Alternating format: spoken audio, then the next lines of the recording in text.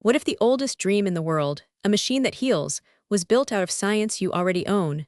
A wristwatch, a water pump, a mathematics lesson from 1807. This is the real science hidden inside a science fiction memoir called AETERNUS VITALIS. The story is simple to say and strange to hold. A geology professor is ambushed in the Peruvian rainforest and left for dead.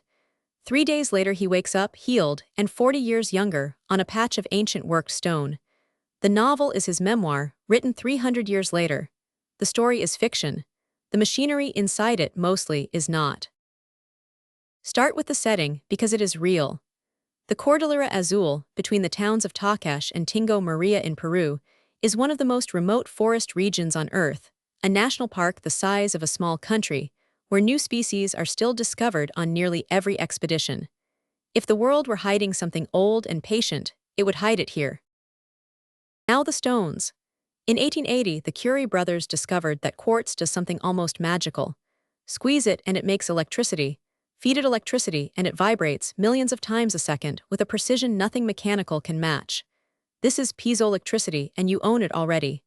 Every wristwatch, every radio, every sonar ping and every submarine is a stone, singing, and the giants are real too. Nature grows quartz crystals longer than a man is tall, in clusters weighing tons, and the physics says plainly that the bigger the crystal, the deeper its voice. The novel's mountain is a cathedral of singing stones, and every stone in it could exist.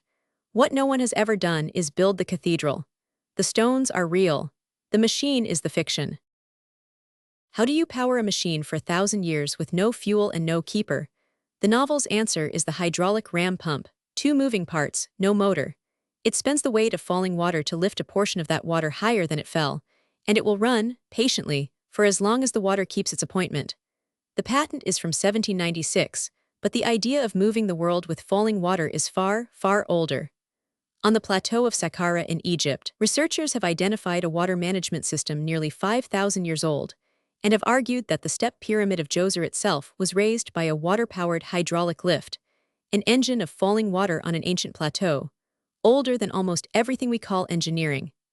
The builders in the novel chose the one engine that time cannot starve, and if the Saqqara researchers are right, real builders chose it first, 4,500 years before us. How would a machine read a body without wires?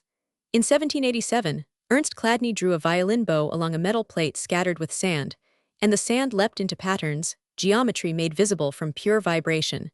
And modern laboratories use an instrument called a quartz crystal microbalance, which weighs things as small as a virus by how they change a crystal's song. The novel fuses the two. A pool of water on a singing stone, settling into patterns that spell out the condition of the body above it. The ingredients are real. The recipe is the fiction. And here is where the honest line runs. No known frequency of sound or vibration mends flesh. That is the novel's leap, and it does not pretend otherwise. But listen to the neighbors of that idea. Ultrasound lets us see a child before it is born.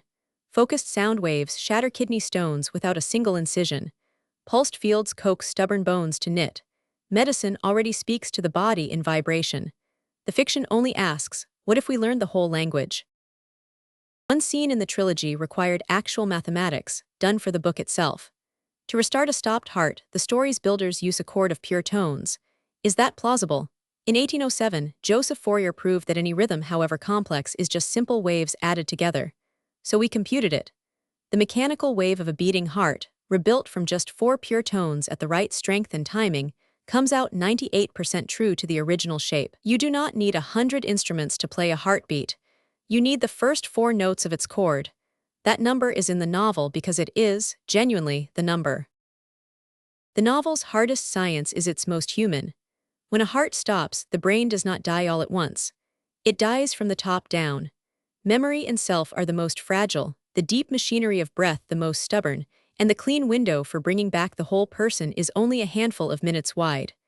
The trilogy builds its most heartbreaking moments on that real slope, on what returns, and what does not when help arrives late.